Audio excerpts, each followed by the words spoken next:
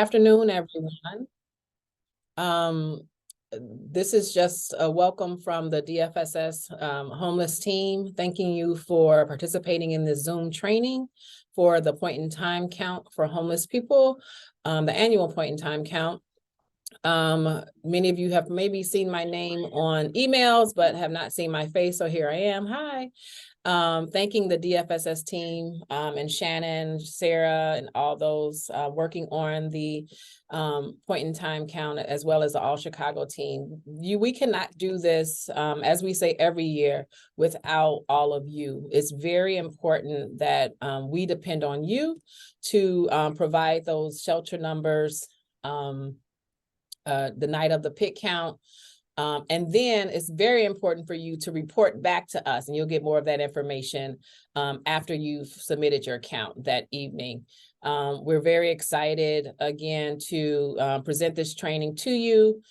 Please feel free to ask us any questions. There are no wrong questions. We want everyone to be clear about the point in time count. The staff will be talking about the mandatory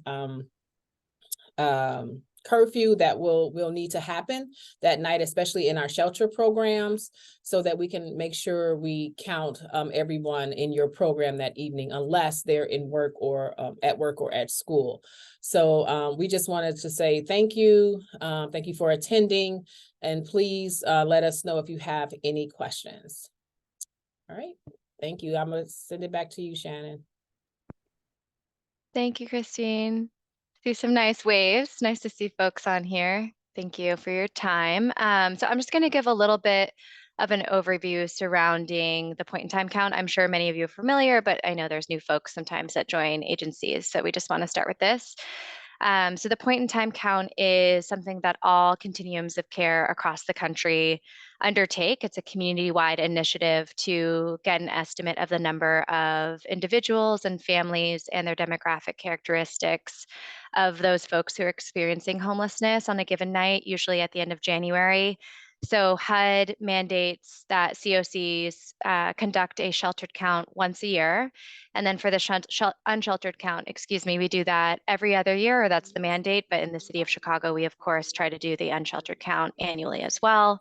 These counts have a lot of different implications, both for funding and policy, service needs. And so our continuum always likes to have this data to be able to better analyze trends and changes in homelessness across different populations in the city, as well as best practices and better information and understanding of how federal funds can be spent to meet our community's different needs. So part of the count, this happens at the same time, is the housing inventory count. This is something that the All Chicago HMIS team leads. It's also mandated for all COCs and jurisdictions to conduct the annual PIT. We usually try to align it, of course, on the same night as the point in time count, which will be next Thursday, January 25th of 2024. The information used in combination with the PIT generates a needs assessment for different housing types in our system and across the country. And so the HIC and the PIT are both important aspects of the work that we do on the night of the count and are integral to ensuring that we have all the things for our system. So typically we survey like total population, of course, and try to get demographic information on the total populations experiencing homelessness, both in unsheltered and sheltered locations. But we do have, of course, subpopulations and different characteristics and service needs by group. And so this is just an example of some of the different populations of individuals that we try to gather information on. So it includes individuals, families, veterans, unaccompanied youth, as well as those who are chronically homeless, both in sheltered and unsheltered situations. And then, of course, last year, we added in the count of, we call them new arrivals. So that includes migrants as well as asylum seekers who have come to Chicago. And we have, shelter system as well as services where we try to capture and estimate the number of the new arrivals that are experiencing homelessness as well. And so we do try to look at total population trends over time, but also subpopulation and specific group needs is also a really important part of the work that we do and the information that we try to gather.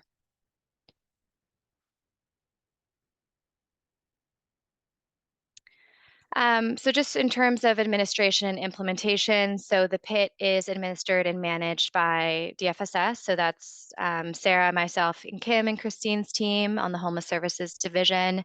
And then the HIC is administered by All Chicago's HMIS team. We have Alex from All Chicago, and I'll let folks as they get into the parts of their presentations to introduce themselves. But we work very closely with All Chicago, especially on the sheltered count this year. We had held an ATA training in November, especially for the emergency shelter programs that do entries and exits to ensure that everybody was aware of some of the changes that HUD is mandating this year for the sheltered count. So of course, we collaborate across the different projects and programs geared towards the HIC and the PIT. And at the end of April, typically we work with All Chicago to submit our HIC and PIT data. So that's something that we're always working towards. And then, we work to release a report later into the spring or summer. Typically, all of our results, we try to release them on our website if you haven't seen it, but we also use them to inform our annual NOFO application through the COC as well as some other policy implications in places as well. So I think the next slide is going to be for the All Chicago team. So Alex. Oh, wait, did I skip a slide, Sarah? Sorry. Oh, yes. Okay. This is my slide, and then I'll turn it over to Alex. So just in terms of the importance of data collection during the HIC and the PIT. So as I kind of had said in some of the previous slides, the data is really used to help our COC and the city of Chicago understand trends over time, adjust the types of programs and services that are being administered and available to clients that we serve throughout the city. We use it for requests for additional funding or programming as well, and also for compliance reporting and data requirements from the HUD perspective, as well as from the COC and DFSS, as you know. And then also just to raise public awareness around issues and trends over time with our system, in addition to measuring our progress towards preventing and ending homelessness, of course. So we know the PIT, it's a big undertaking for all of the programs, and definitely, a snapshot for one night in the entire year, is an important measure, but it's not everything. And we, of course, appreciate all of the providers that are on this call and all the work that you do to help administer the surveys and tallies and prepare for the HIC and the PIT. So thank you. All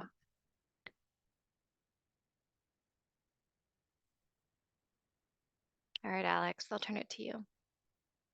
Okay, thank you, Shannon.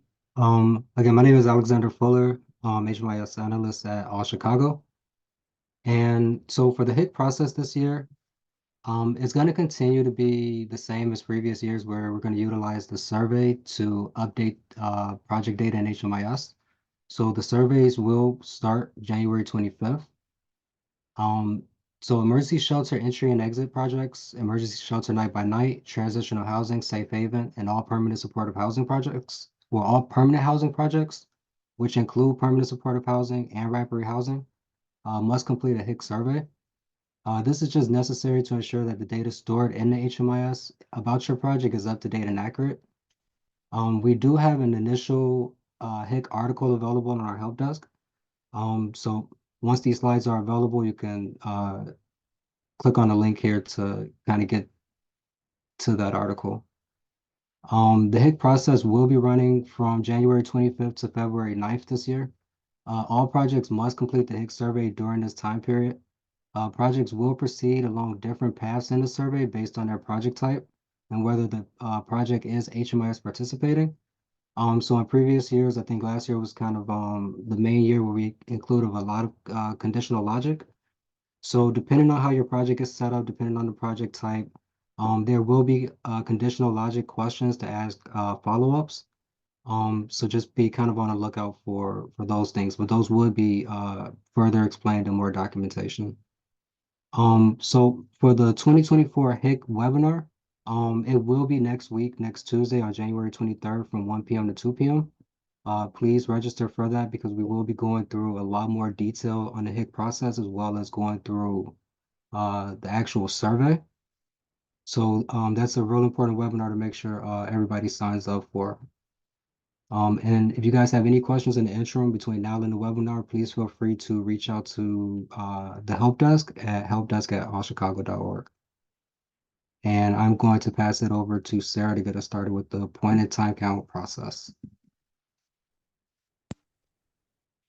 All right, thanks. So my name is Sarah Valek. I am a program analyst over here at DFSS. If you guys have done the PIP before, you probably heard quite a bit of my voice last year too. So welcome back. We are now going to move into the process for this year's upcoming PIT, with the first part being the roles on the night of the count. So as Shannon was kind of saying earlier, there are a variety of players on the night of the count. And so some of the main ones are the Department of Family and Support Services, or DFSS. We oversee the sheltered count as well as kind of the other parts of the point in time count. All Chicago is the HMIS lead and coordinates the housing inventory count, as Alex was just saying. Shelter providers like you guys, as well as transitional housing and safe haven providers, follow the specific instructions provided by DFSS to coordinate the count at each of their programs. And then clients participate and complete the 10 to 15 minute survey by responding to the questions truthfully if they are a part of the sampled group from your program and if they consent to doing so. As it says there, participation is not mandatory, but it is encouraged for clients on site on the night of the count. Specifically, clients who are adults, so non-children. And so when is the 2024 point in time count? So it's coming up very soon. The sheltered count will be next Thursday, January 25th. The shelter count occurs kind of on the 25th. Basically, during that day, you are able to be updating your data as you need to get it ready for the night of the count.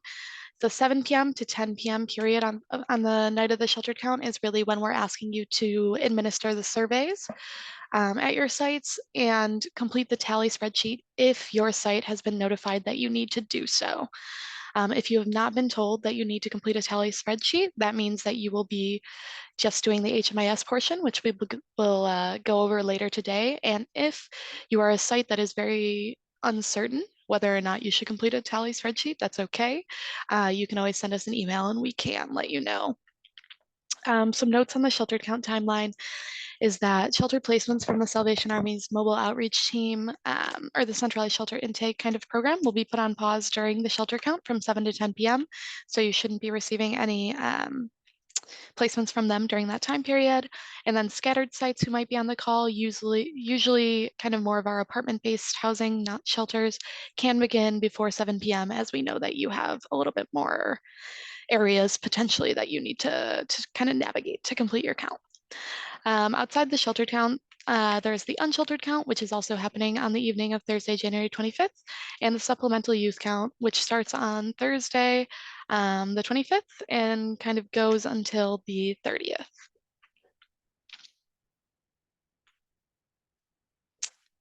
And Alex, I think I'm tossing it back to you for this slide. Yes, thank you. No problem. So, as Shannon mentioned in a couple of previous slides, that HUD expectations has changed surrounding the point in time count data collection process in terms of HMIS. So based on the latest HUD guidance, starting with the 2024 point in time count, continuums of care must utilize the HMIS data for HMIS participating projects. This means that projects that input data into the HMIS throughout the year must ensure that their HMIS data is accurate for January 25th. So previously, HMIS participating projects could substitute data collection or data collected in HMIS with the manual tally count. So in previous years, emergency shelters, depending on the accuracy or the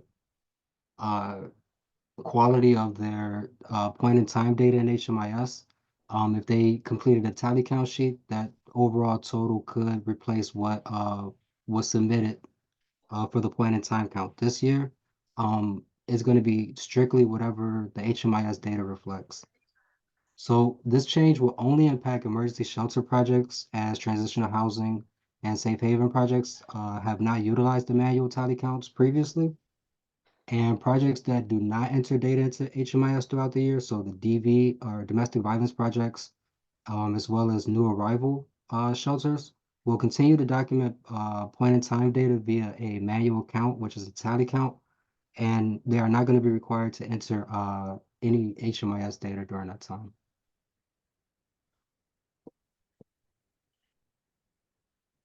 All right.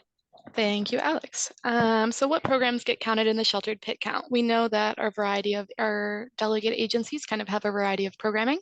So as a reminder, you do count at your emergency shelters, whether they're night by night or entry exit shelters, in your transitional housing projects and in your safe havens.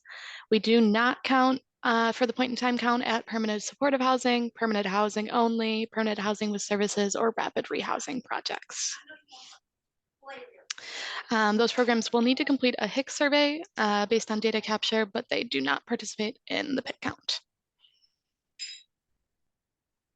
And so how is the sheltered pit count conducted? That's why you're all here. You are an instrumental part of the count, and we want to make sure that you feel prepared to participate in it next week. And so the city's resources are limited, and we couldn't do this alone. So we're really grateful to all of you for joining us and participating next week.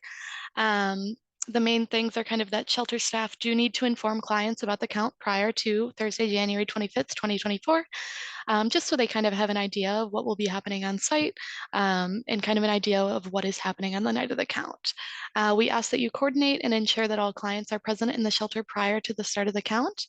And that you take time prior to the count to become familiar with the data collection instruments that need to be completed. We will send out to sites the data collection instruments, including the tally if you need to complete it, the new arrival tally if you need to complete it, which is slightly different, which we will go over later as well, and the survey as well, so that your staff can be familiar with it. On the night of the count, all shelters must mandate a 6 p.m. curfew for all clients, except for those clients that might be working or in school. This is just so that clients are on site when we start the kind of surveying portion of the count around 7 p.m. So we ask that you do try to mandate that 6 p.m. curfew. And so that's kind of how you go about collecting data, but in what methods do you use? There are kind of two main methods. And those are kind of the survey information and then the HMIS or tally information. So for the survey, it's the same for everyone. So all programs must survey at least 10% of the clients residing in shelter on the night of the count. Only survey adults from households. You can survey unaccompanied youth if they are the adult of their household, basically. But we ask that youth and families, so the children and families, are not surveyed. We ask that when you are choosing who to survey, you choose individuals randomly. If an individual does not consent to being surveyed, choose a different individual at random until you reach that 10% kind of threshold for your program. Some ideas for how you might randomly choose those you're going to survey are placing the head of household names in a paper bag and picking randomly until you reach 10%, or assigning household numbers and selecting numbers randomly. If you are kind of choosing households and you're curious about the 10%, you should round up. So if you have 11 people, rather than doing one survey, you're going to do two, even if the 10% is actually slightly below two. So round up on that. And then another option is to maybe take a spreadsheet of the household names in your program. So if you have a sign-in sheet for the day, or you just have like an intake list of everyone that are that's staying on site, and then you randomly select names off of the list, and then make sure that again it is the adults of the household, and survey 10% of those on site. The other side of data collection is the HMIS or tally data collection. And so data is collected every year regarding the number and demographics of the residents staying in your program on the night of the count. Historically, this has been collected either through HMIS directly or through a manual shelter tally sheet. As Alex was saying earlier, however, there were a bit of changes this year on the HUD end of things. So HUD is requiring that emergency shelter entry, exit, transitional housing, and safe haven program enrollment data is pulled directly from your project's HMIS client enrollment data. And so This is a new process for emergency shelter projects with entries and exits. So it replaces the shelter point unit list that was previously used and instead pulls from these entries and exits. It shouldn't be a new process for transitional housing or safe havens, but if you have any questions, of course, let us know. And then for emergency shelters, night by night projects or non-HMIS participating projects. So again, our domestic violence or gender-based violence programs, our new arrival programs, just those of you who are not HMIS participants, you will follow the same process as in previous years, which is that you will complete the manual tally since you don't have HMIS data in the same way. So we will make sure that you receive kind of the tally spreadsheet that we will go over in a little bit from us so that you know to complete that since we don't have HMIS data for you.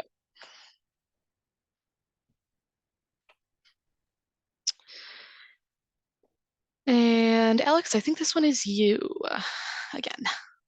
Okay, thank you, Sarah.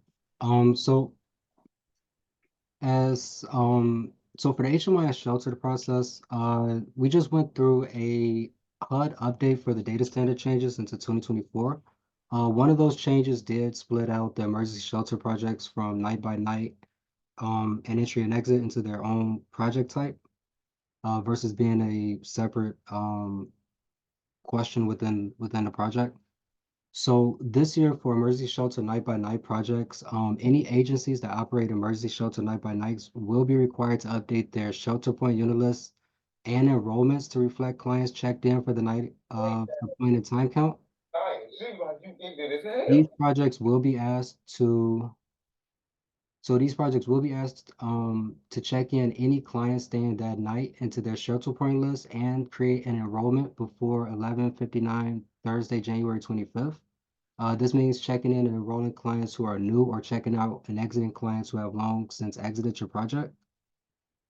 And for emergency shelter entry and exit projects, transitional housing and safe haven, any agencies that operate an emergency shelter entry and exit, transitional housing, safe haven, will only be required to ensure that their enrollments, which is the entry and exits, are accurate on the day of the point in time.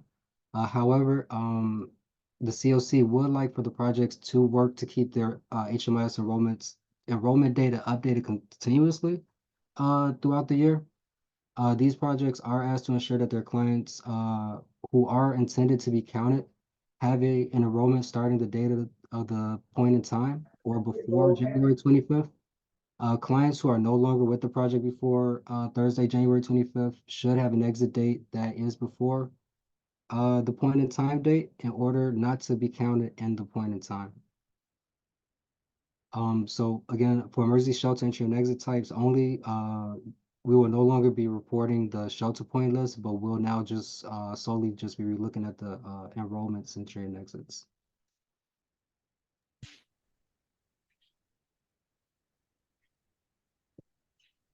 So just kind of a little more clarification on the emergency shelter expectations.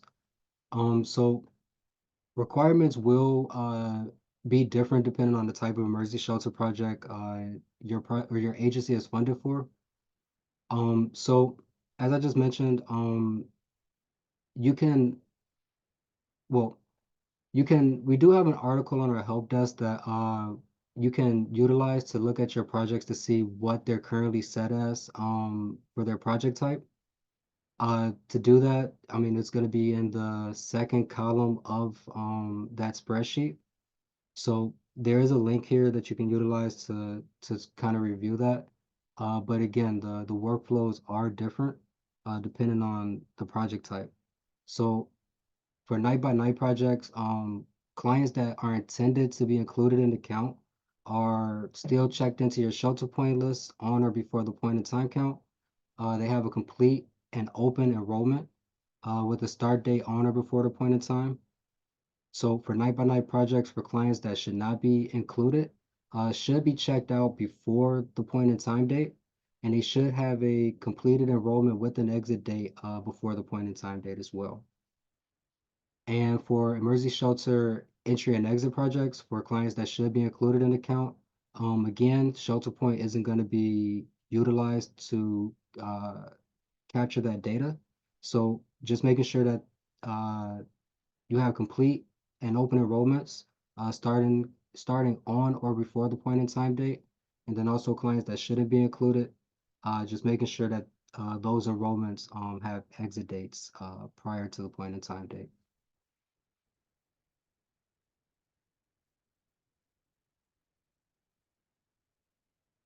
So no matter the project type that is going to be participating in a point in time, we do have a point in time report that providers can run in business objects. So if you have a license for business objects in HMIS, you are able to run this report as of today, or prior to today, but today also. This report is designed to operate based on the emergency shelter type. So depending on the type, it's gonna pick either from the enrollments or from enrollments in shelter point. We strongly encourage all agencies to become familiar with this report and do a practice run with a point in time date of your choice prior to the count, just to kind of confirm what clients are being pulled in, just so you can begin to exit out clients that shouldn't be included. The number of clients in the report should match the record for the pit date. Note that changes you make will not be available in the report until the next day. Again, we do have an article that goes over how to actually run this report, so be sure to kind of review this article. Next slide, please. Okay, so just a couple of highlights about the point in time report is within the first column is going to represent the group ID number. So just make sure that the group ID number matches the household members. So if you have a household of more than one client, the group ID number should match for all of those clients. When reviewing the report, keep mind of exit dates. So essentially, you shouldn't have no exit dates for your report. But if you do have an exit date, that's indicating that you have an exit. A client has an exit that's prior to the date that you selected for the point in time count, so they're still being included. So be mindful of clients that might have erroneously had an exit date far in the future, or the year is incorrect, so it's they still appear to be open during this current time period. And then the next section would be the demographics data. For the point in time count, demographic data as well as disability information is really important information to capture. So this is going to give you that information to ensure that it's filled out in the assessments. And the last piece that I'll kind of point out here is the additional information tab. So this tab will give you the cumulative counts based on the household breakup. So this is a good tab just to kind of see quick numbers of the overall project. And okay, so before we actually go to the next slide, I'm actually going to share my screen and kind of do a quick walkthrough of the enrollment and shelter point expectations for the various project types.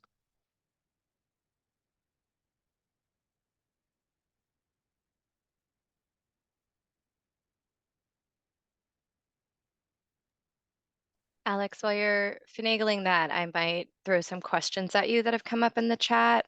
So Felicia, I think your first question may have been answered around the entry exit dates for this pit count report, but you also asked, can I make sure that all the mismatched data is correct? Can I run a data quality report? So the utilizing the data quality report is fine. It's still going to give you the overall client count on a given day. If you're going to run that report, the start and end date should be the current day and the next day. Just so you can make sure you get that 1 day count of the clients enrolled.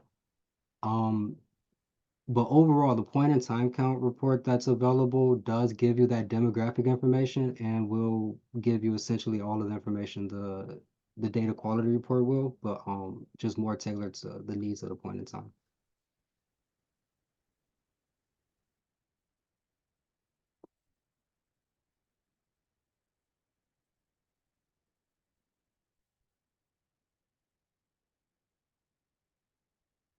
So hopefully everyone's able to see my screen. Okay. So, to kind of begin, we'll just kind of go over the enrollment process for entry and exit night by nights. So again, the expectation is that these projects will have an enrollment and a shelter point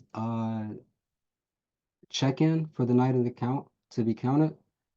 So from the HMIS dashboard or the homepage, um, you can kind of click on shelters on the left-hand side of the screen. You will, most people will have a drop down here, so you'll be able to select your emergency shelter project. For my example, I'm just going to choose our example project here and click view all. So as an example, if this is my project that's gonna participate in the point in time count, this is how it currently looks. So right now, these are all of the clients that would be counted on the point in time count if these clients are enrolled. So this would kind of be the first check that I would do to make sure what clients are currently being captured on the shelter point side, and then go and review if they have enrollments to make sure that they're counted. So to add a new check-in, you're going to want to click on the green plus on the left-hand side here. It's going to bring you to a client search page. You can kind of make sure that you haven't kind of went back to client search and outside of it, because you can still see that you're within the shelter's address bar here. So this is where you'll search for your client. In my example, I'm just going to use my test client here. So if you click on it, it's going to bring you to a check-in screen here. This is where you can ensure that the date for the point in time is correct if they're going to be checked in on the point in time date. If you're checking them in prior to that, you're going to want to just make sure this is the date that they're checking in. If they're a part of if they're a part of a larger household, so there's multiple members, within here, you can also check in the additional household members. One thing to note is that if you do have a household, be sure to check in the head of household first. That way you are able to check in additional household members correctly. So if you have a single client, you could just click save and exit. If you are going to check in these additional household members, you can just check their boxes here. If it's the first time they're checking in, you will get this little warning here. You can just click continue. You will have to assign them a bid here. So this would give you the available list of bids that you have. So you can just choose from here and just assign them at random or based on your internal preferences. So once you do that, you can click save and exit. Okay, so once you do that, you can see your clients checked in on this list. Again, one thing to note is that if you do have household members, you want them to have the same group ID number. You can see that in this column here. One quick way to kind of make sure that clients are enrolled into the project as well, that covers the time span of the shelter point stay, is if you click on the actual client name here and you click on the entry and exit tab, and you can actually see that this client doesn't have an enrollment, so it's not gonna they're not gonna actually pull into the final report. So you're gonna want to make sure that you add that here. So overall, that's the shelter point piece for the night by night emergency shelters. With that is the enrollment aspect, but that's kind of goes with the additional project types. So emergency shelter, entry and exit, transitional housing, safe haven. Those will all be pulled based on project enrollments. So just to make sure that you have those enrollments, you're going to want to just go to your client. The way that you're going to create the enrollment is, again, if you checked in all 3 household members, you're going to want to make sure that you have an enrollment for all 3. If you're a transitional housing, safe haven, or entry and exit emergency shelter project, all you would need to do is just this enrollment piece. Again, for providers, you would have a drop down of your projects available. For me, I'm just going to choose our test project here. The project type is always going to be HUD. start date is going to be the point in time date or before if you have clients checking in prior to that. And you're going to click save and continue.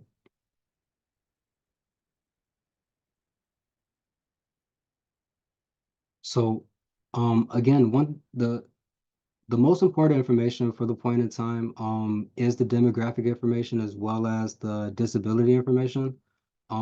So those are going to be the main things we want to focus on for the point in time aspect of it. Overall, for enrollments, you want to make sure that you complete all questions if possible. But for the point in time, you're just going to make sure that at least the demographic information is completed, as well as the disability sub-assessment is completed for these clients.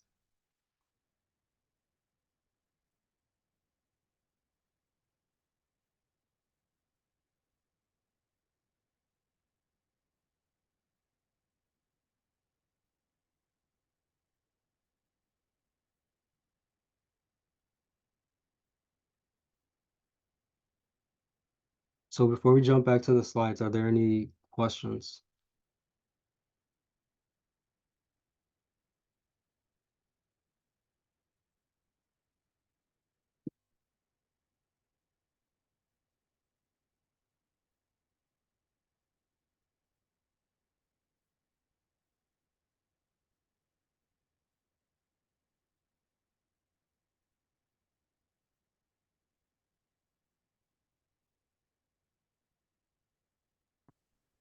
Alex, there's a question about reviewing how to ensure client entered via shelters.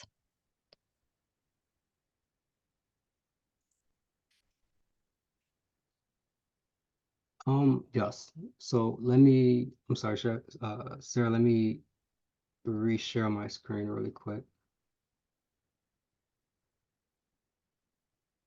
Okay, so to just verify the clients that you have in your shelter point inventory, you're gonna want to just make sure you kind of navigate to the emergency shelter project that you're looking for. You should have a drop down here. And then you can just click view all. This will give you the full list of clients on your shelter point unit list. So this is if you have a night by night shelter or a night by night emergency shelter. So this would be the best way to kind of review what clients are on your shelter point list. This will not give you straightforward a way to see if they have an actual project enrollment. But you can click on them individually to see the project enrollments that they do have. And for the actual emergency shelter entry and exit, transitional housing, and safe haven projects, the best way to review clients that are currently enrolled in your project is to run that business objects point in time count report. That's going to just provide you with the current enrollments. So that'll kind of be the best way to review that.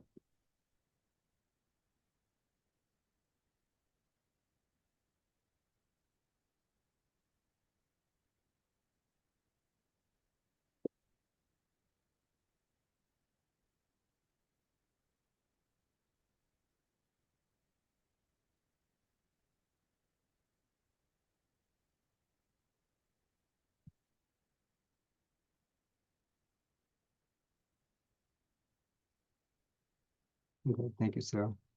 So just to kind of finish up the HMIS piece of it is that we do have resources available for projects. As Shannon mentioned earlier, we have sent out emails to identified agencies.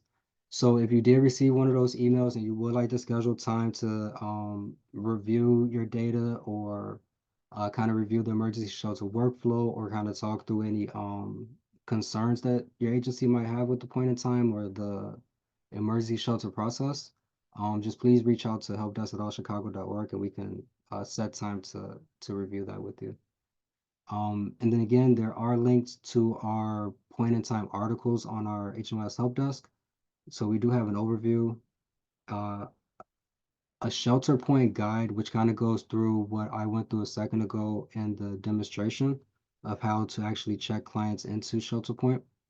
And then also an article on how to generate that point in time count report I was referring to also.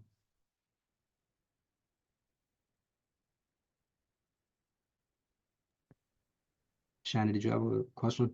Yeah, Alex, do we want to kind of go through the expectation of how the enrollment data is going to be pulled and just clarify that with the programs? Um, Just in terms of, so the HMIS team is going to be the ones like providing some technical assistance, as Alex has shared. And after the point in time count, we will be working with them. There's like a report that will be generated for the PIT count that looks at all the enrollment data across the different projects.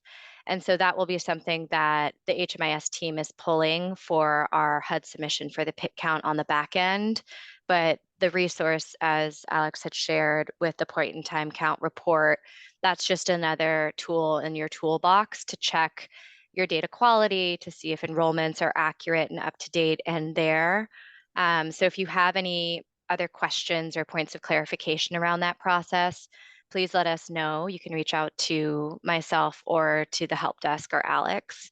And then if you did receive an email from the HMIS help desk or myself last week surrounding your HMIS data, if you are able to update your enrollment information in HMIS, which some sites have confirmed, that's great, but we will still expect for you to also submit a tally spreadsheet that Sarah will be reviewing shortly in the training. So I just wanted to clarify that point as well. But Alex, anything else that I may have missed around that?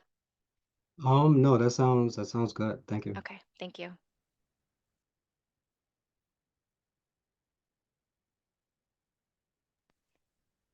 All right. So for those of you who are going to be doing the HMIS shelter tally, this is the manual tally spreadsheet that only certain programs do, as we have said. Again, if you are concerned that your program may or may not have to do it and you don't know, let us know and we can let you know. I know it can get a little confusing. The 2024 spreadsheet has been updated to reflect new HMIS data standards for this year, so it will look a little bit different, even if you've done this before. However, the process for the data collection and submission is the same. You will do this for everyone that is staying on site with you on the night of the program. If you're notified that you have to, you'll complete it on the night of the 25th and email it to us at dfss-homeless@cityofchicago.org by close of business, 5 p.m. on Friday, January 26th. So you have until 5 p.m. Friday the 26th to get this over to us. If not, you will receive probably many emails from me. So I'm going to go open it up to show you it in detail, but first I'm going to show you 2 slides also related to it.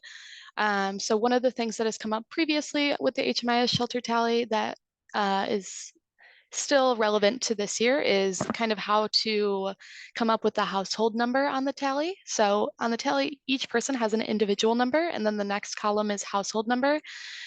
This is for grouping households with more than one person in it. So if you can see the example here, we have 3 kind of household numbers, 1, 2, and 3. Household 1 is a single individual. They are themselves the head of household. It's just them, so they are a 1-person household, so they get household number 1. Household number 2 is a family. The family has 3 people in it, a mom, a dad, and a child. So there are individuals 2, 3, and 4, but they are all in household number 2. And then household number 3 is a couple with 2 individuals in it. And so they're both single individuals, but one is the head of household and the other is the head of household spouse or partner. So they are grouped as household number 3. And so 1 and 2 are a little bit more relevant since we don't have very many coupled shelters or anything like that, but we just wanted to provide the option in the example here. And then the third thing I'll say before I kind of switch what I'm sharing on screen is the HMIS Tally Reference Guide. For the first time this year, we have a Tally Reference Guide. The guide is to help providers that need to do the tally to fill out the demographic information for each client staying in the program on the night of the 25th. For each data element, which is each column in the tally, this guide provides the list of response options that you can insert for each client. We recommend having this guide open on the computer or printed out to help your staff visually see the response options that you can select for each client in each row, depending on how you're filling out the survey, if you're doing, or the tally, if you're doing it directly on a computer, or if you're doing it in a printed version that you will then put into the computer. This will help you understand what the response options are if you're not using the drop-down menus, so that we make sure that the data is consistent with the options for kind of responses. And with that, I will show you first the tally itself and then the reference guide. So let me go over to the tally first. So this is the tally. I will zoom in because I am sure it is very hard for people to read and then kind of move along through it. And so this is the tally. At the top, you're going to have your instructions there. Please provide the following information for each person staying in your program on the night of the 25th. Indicate if the individual or family was surveyed tonight as well. And then kind of the rest of the instructions. If you have questions, give us a call at DFSS, any of that. Basically, you will fill out these first upper boxes. So your agency, your program name, your site address, your HMIS project ID, if you have one. If you don't, leave it blank. Your contact person who's filling this out, and your contact person's phone number. We'll then go down here to where the tally sheet itself is. And so you'll see here in this first row, the individual numbers that we were just discussing. Please do not change this column. You have an option. I expanded it this year. It used to go to 200. It goes significantly larger this time. If you run out of individuals, you can just like, don't stop. If you happen to somehow have more than that amount of individuals on site with you, you can fill out another tally. You can keep going in this tally spreadsheet. It was just the number that it was kind of numbered to previously. So context on that. The second one is going to be your household number. So again, that unique identifier per household. So singles are probably going to be a household of one. Families are probably going to have more than one person in their household. They should be grouped under one household number. Kind of that situation we just went through.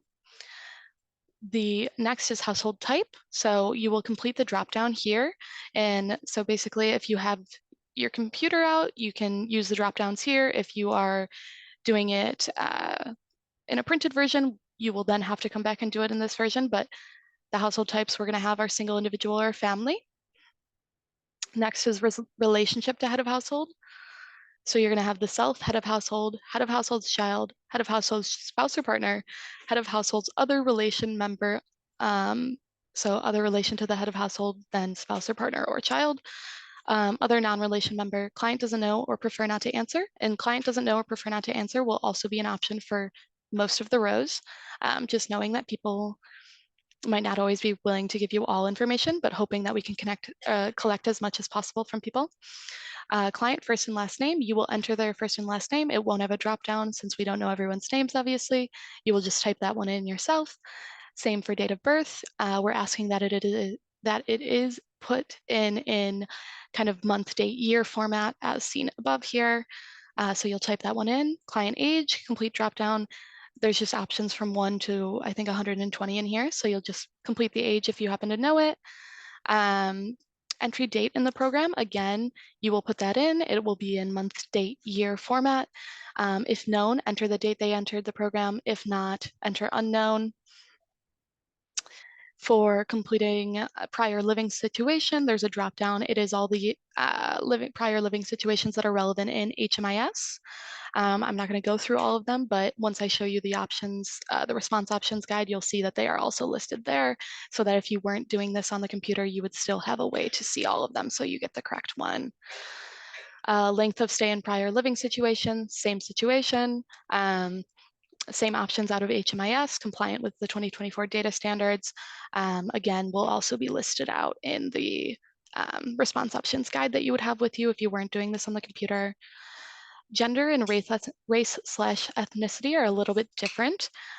These ones are, you can have multi-responses for these ones. So if someone were to say, identify as transgender and also as a woman, then you have 2 gender options. And so what we're asking is that you do type out any response options that the individual indicates applies to them and separate them with a plus sign. So if it did happen to be, like I was saying, someone who identified as a transgender woman, you would say transgender. Sorry, my spelling is apparently not liking me today. Transgender, and then you would say plus woman, and the option is woman, girl, if child, since that's the HMIS standard. And that would be your response for that person. If someone was identifying and they said, I identify only as questioning, then you would just put in questioning and move to the next one. So that's kind of the thing there. And then the same for race ethnicity. If someone wants to identify as just Middle Eastern or North African, you could just put that. If someone wants to identify as white and Hispanic Latino, then you can put them in and you would do it again as white, plus sign, Hispanic, Latino.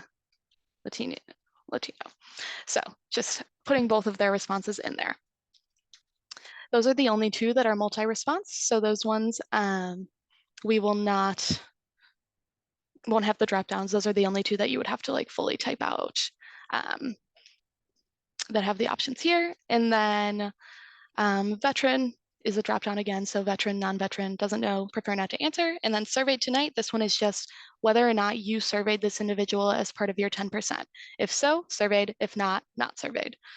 And so those are the kind of tally sheet portions. You will have this second tab on here that's called Response Options Guide that again lists out for you here some guidance about how to complete your tally sheet, how to respond to certain options, what the options are for each of these if you needed to see them all again. Any of that is going to be in this version of the guide, as well as a PDF version that I will show you after this. That's easier for printing if you are looking to print it. And then also you have a tab this year that's an example. So this is just an example showing you how to fill it out for a couple of people. Again, it includes our 3 households that we went over in the previous example, and then just some fake information about them in case you were looking to show your staff or to kind of reflect and refresh yourself on how to fill out the tally. So all of that will be provided to you with the tally sheet this year. And then very similar to that information, the shelter tally response guide will also be given to you in this kind of PDF format. Currently it's in Word, but it'll be a PDF. But it's the same information. So again, just reminding you what the instructions are, giving you some guidance about how to fill out each of these. That's a little bit more detailed than what's on the tally sheet itself, giving you the response options if you were looking at this. And then at the bottom, again, including those examples for your households as well. So that is the kind of tally process for this year. We just kind of wanted to make sure people had the guidance and information they needed to complete that. Does anyone have any tally specific questions? Sarah, there was a question from a DV agency about whether or not they can leave off the client name and create a pseudonym. And yes, of course, that, especially for DV clients, you can either leave that blank, which will probably be easier and not require you to have as much, data entry, or you can create a pseudonym, but I think the blank is probably the easier way to go. Just make sure that you have the number of people within the same household, and the IDs are unique for each person as you move down. So just make sure that that is accurate and you're keeping a tab of that, since we don't report on, client level information, of course. And then there's a question, how do you know if you have a complete tally? So Felicia, do you mind expanding on what you mean by that? So the tally should be, if you were contacted by us to do a tally, you should do that with all of the residents who are staying in your shelter the night of the point in time count. I don't know if that answers your question, or maybe I need a little bit more clarification if you don't mind. Okay, yeah, so you need to do the tally for all individuals staying in the shelter the night of the count. Sarah's about to go over the survey administration. And for that, you're just going to be, if you're at like a family shelter, you want to target, of course, heads of households, but we'll go over that in more detail. And then if the agencies are required to complete the tally sheet, yes, Tracy, they have been notified already. So if you have any other questions about that, you can send me a private message in the chat and I can confirm that for you if you'd like.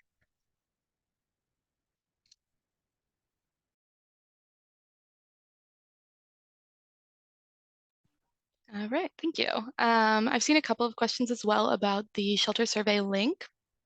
The shelter survey link will be emailed out to your kind of program contacts that we have been in communication with this far prior to the point in time count. And so it is, again, an online form. It is a SurveyMonkey link that we will email to you, as I was saying.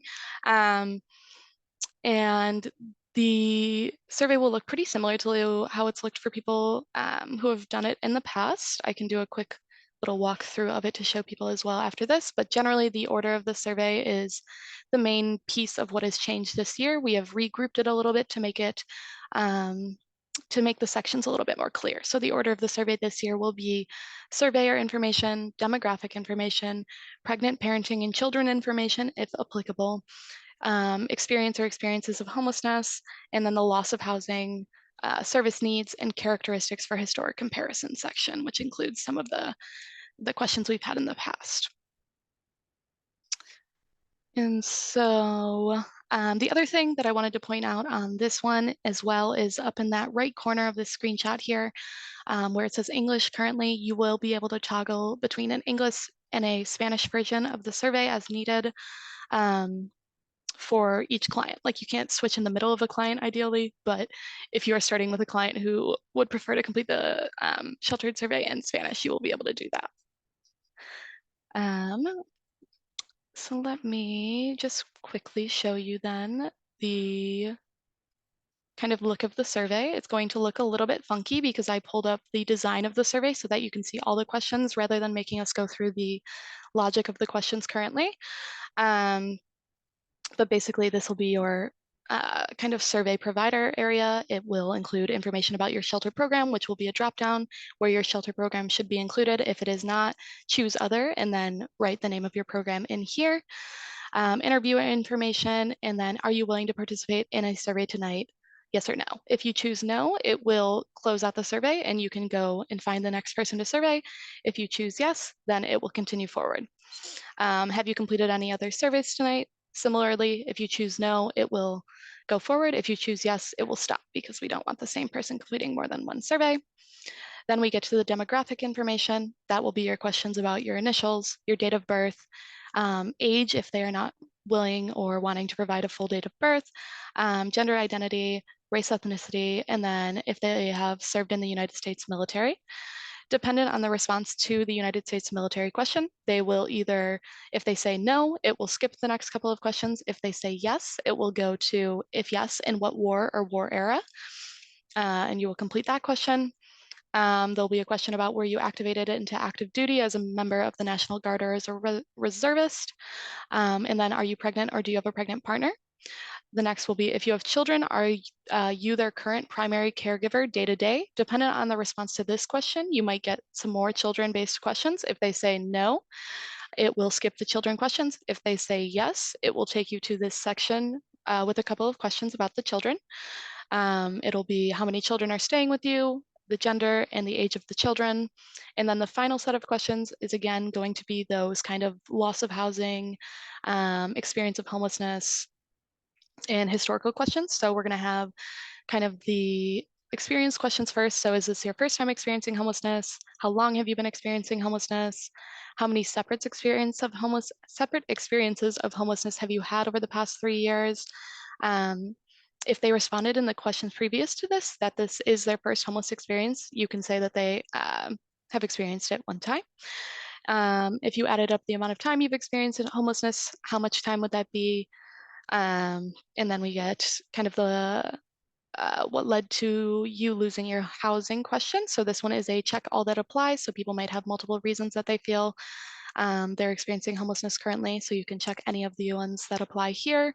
Have you received or would you benefit from receiving services for any, again, is also a check all that applies. So anything that they feel they might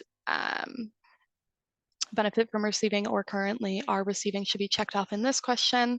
And for those type of responses, I would recommend reading through the options that are there and letting people tell you what they feel is relevant to their situation.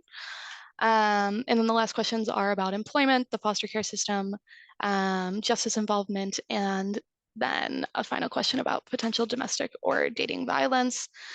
With that one, if they say no, they are not current or have not been threatened or harmed by someone or had to flee domestic or dating violence, it will end the survey because that will be the last question then. If they say yes, there'll be one more question about if that was a cause of their homelessness.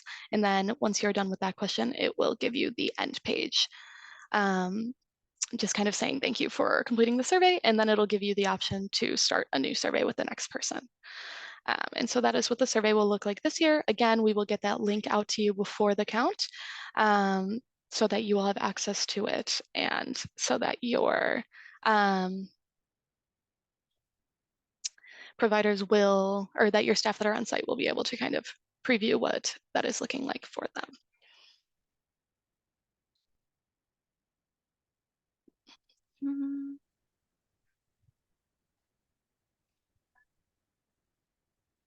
All right, and I am going to hand it back to Shannon to talk about kind of the asylum seeking individuals and families tally.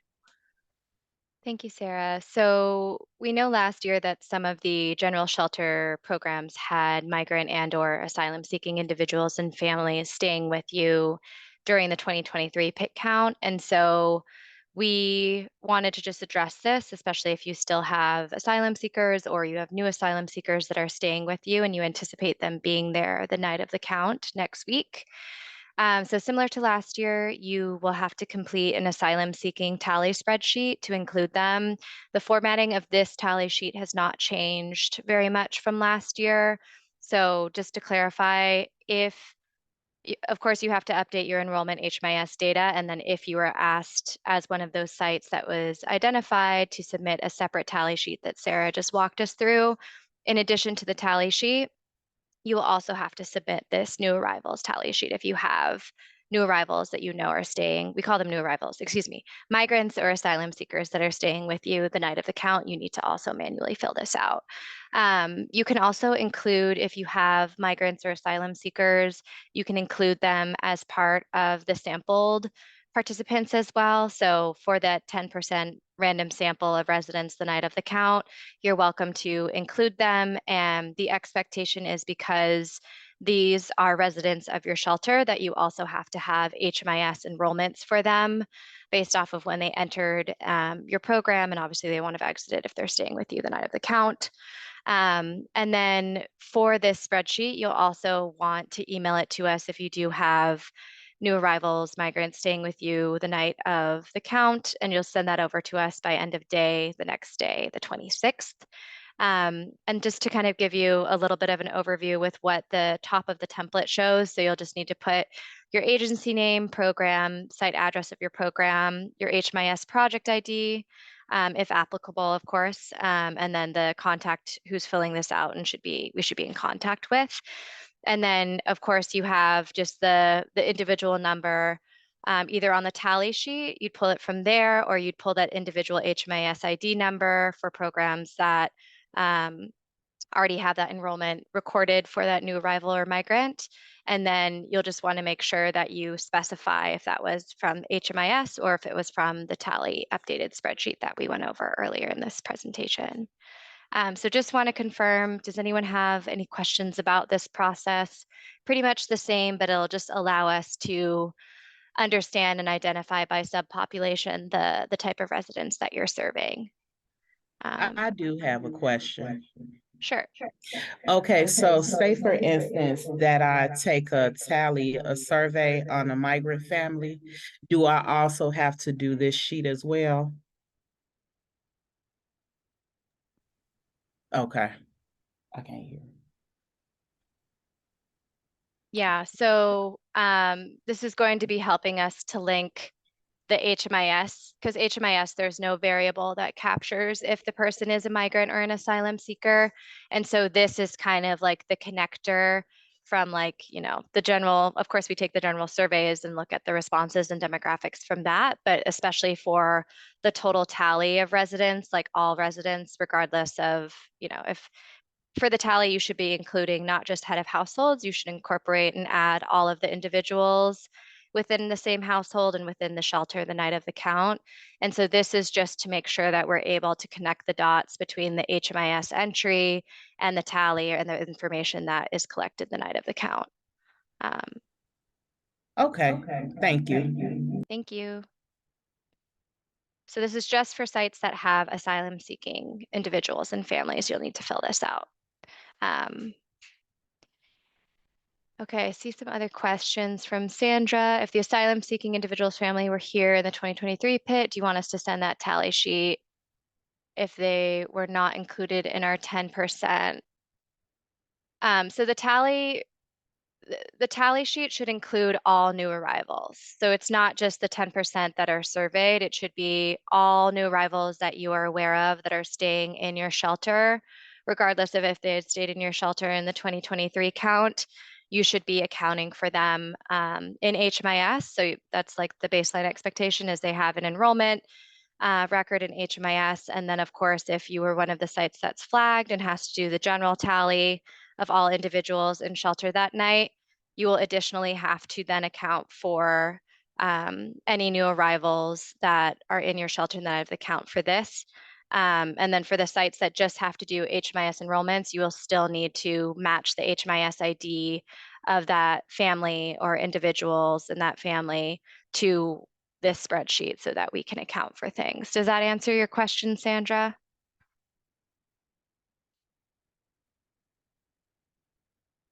Yes.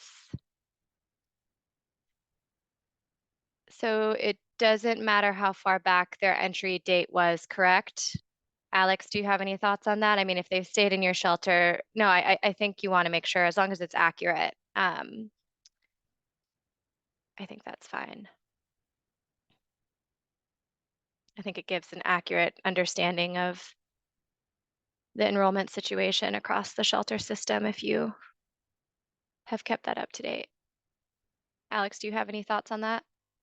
No, so I think exactly what you're saying is correct. So the focus wouldn't be so much on the exit date, but more so on if the information is accurate. So if it's accurate, then it's fine. If it should be exited out, then I think it should go about it that way. I believe that was the question, correct? Yeah, I think, Sandra, the kind of final comment you have in there that you'll count all asylum families that are there on the PIT is correct. So it's just whoever is staying there on the night of the count, basically regardless of when they showed up, provided they are staying there on that night, are people that should be counted. Yep. So all the members of that family you'll want to put on the, if your site was asked, I saw someone else put a tally versus asylum seeker tally because there's two tallies. It's a little confusing. So HMIS and the additional tally, if you were asked to do the additional tally, you will need to account both for all residents from all households in the tally sheet, including new arrivals. And the same thing if you're only submitting and having to update your HMIS enrollment data, that should also account for all residents, including new arrivals on the night of the count. So hopefully that clarifies it. And then this new arrival, I keep calling them new arrivals, sorry, the asylum seeking tally is to just pull out, so out of the total that you have enrolled and staying in your shelter the night of the count or your transitional housing program, et cetera, you want to make sure that you then help us identify out of the total enrolled or out of your total tally, what number and what ID is a person, a new arrival or someone that is seeking asylum in the United States. Did that answer your question? Who asked me that question? Christopher.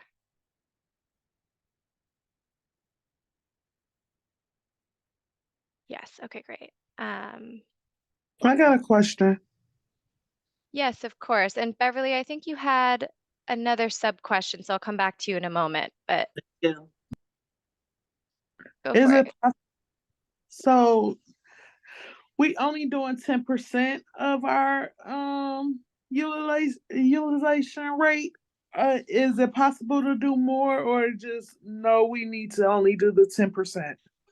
So the baseline expectation for the survey is to randomly select 10% of the residents or head of households in your shelter that night to do the survey with. And of course, like if someone does not consent to the survey, then you need to randomly select the next head of household to do the survey with until you get to the baseline of 10% of all households that you have in your shelter that night, or in your program that night.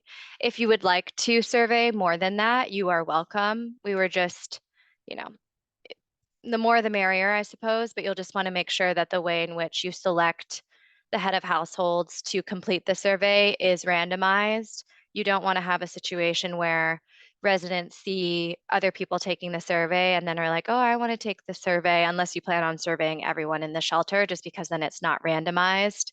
So that's just something to keep in mind.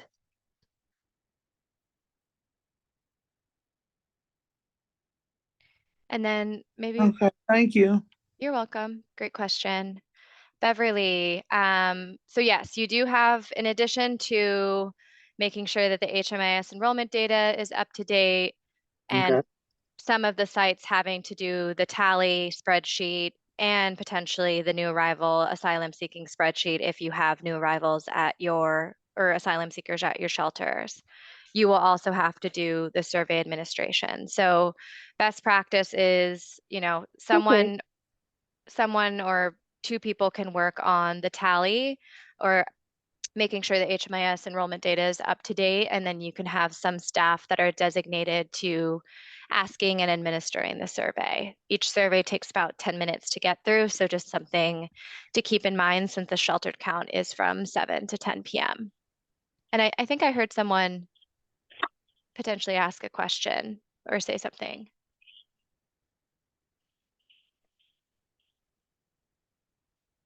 Have those agencies that are required to do a tally been notified? Yes, they have been notified. So if you didn't receive an email, you could also check. We tried to send it to the ATAs and program directors and executive directors, but with different emails and changing of staff, occasionally we do miss folks. But you can follow up with me if you want to confirm that, Sandra. So I guess Okay. the question to you, Shannon, will be, I'm gonna also have to do the migrants as well as the Chicagoans, because we have 50-50. So is that true? That's my question. You have, so you have to 50-50. count. Yeah, Might so you will have- still need, yes, the expectation is, for all of our Chicago shelter system that all residents that are staying in your program or in your site need to be enrolled and in HMIS as long as they consent. And so you'll need to try and make sure that your enrollments are up to date to reflect all residents, regardless of if they are seeking asylum or, a Chicago unhoused person. And then you'll need to fill out the asylum seeking tally as well to account for those individuals, and just so we have like a clear idea of which HMIS ID is linked to those asylum seekers. Okay, that sounds great. Yeah, Thank Yeah, thank in you. terms Thank you for of, clarifying. just to clarify as well, in terms of surveying, you should just do 10% of the total, though. You don't have to do 10% of both those populations. It's just one. Yeah. Yes, thank you for clarifying that too. Okay, these are great questions, so please keep them coming. I know there's been some shifts in the way that things are being done with the sheltered count this year, and we want to make sure that you all feel supported and have everything clarified. So just in terms of some count dues, so just reiterating a lot of the information that has already been shared. it's always important to explain what you're doing as part of the point in time count to residents the night of. You can also start to share if you have communications with residents that this is happening, and how it's important for their participation. The survey, of course, is anonymous and voluntary, and so they can stop the survey or skip questions as they'd like, or they don't even have to consent to taking the survey, and then you just move on to the next head of household to do the survey that you randomly select. And then to complete, you want to complete the online survey with that 10% of your population, which includes total population of Chicago unhoused and the asylum seekers. And you'll need to think through with your site, what is your method for randomization, since randomization is an important part of what makes this 10% methodology work really well. So if you're unsure around how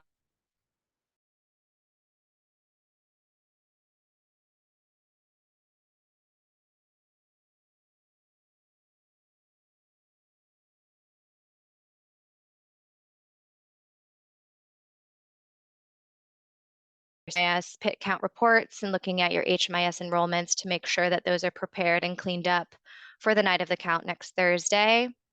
And you'll need to make sure that you include asylum seekers as part of those enrollments.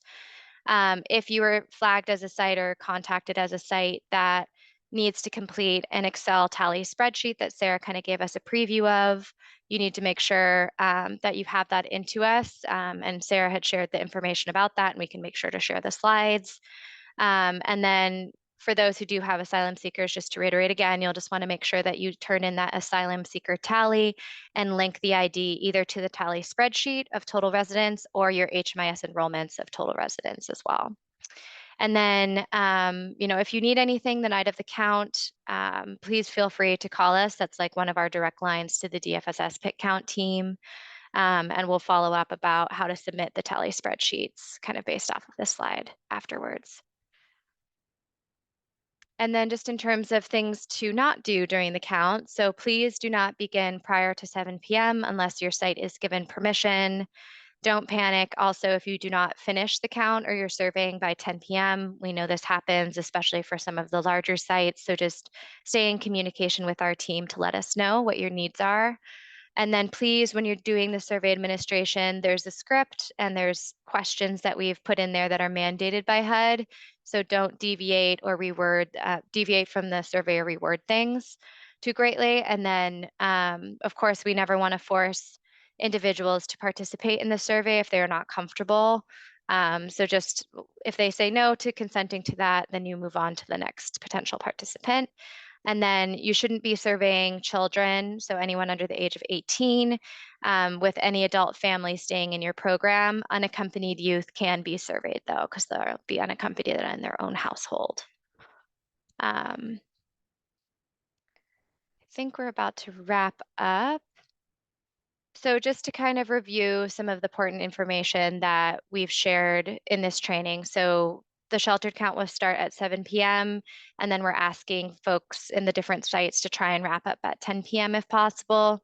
For the HMIS participating programs, you just want to make sure that your enrollments and your shelter point bed list are up to date for the pit count. DFSS will be emailing all of you later today with our survey link, the Excel spreadsheet tally form, and that reference guide that Sarah went over, as well as the asylum seeker tally form. And these are just resources for you to preview on your own, and you should not be entering information or using those until the night of the count, starting at that 7 p.m. start time. And if you don't receive an email, because I know there's definitely been a few folks on here who let us know that they have, new staff or there's someone that wasn't getting our correspondence, please reach out to the email or to our emails, since we've been sending you a variety of emails, to let us know and we can get you added to that distribution. And of course, at the end of your count, once you've finished surveying 10% of your population and finished your various HMIS updates or your tally enrollments for both of those sheets, you just want to make sure to give us a call at our DFSS line for the point in time count.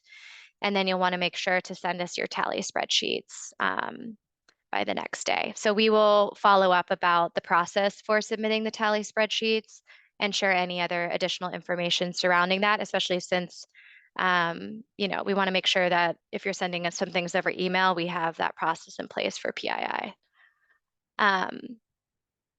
And then I think it's just next slide, Sarah. Thank you. So yeah, any questions, feel free to reach out to our DFSS homeless email about the count. To contact us during the count, that's that same number that we had on the previous screen. And then for any questions about the HIC, or if you are interested in technical assistance surrounding HMIS enrollments with like new staff, and you weren't one of those sites that was flagged, but you are interested or have additional questions, you can reach out to us or the help desk at All Chicago for more information and support.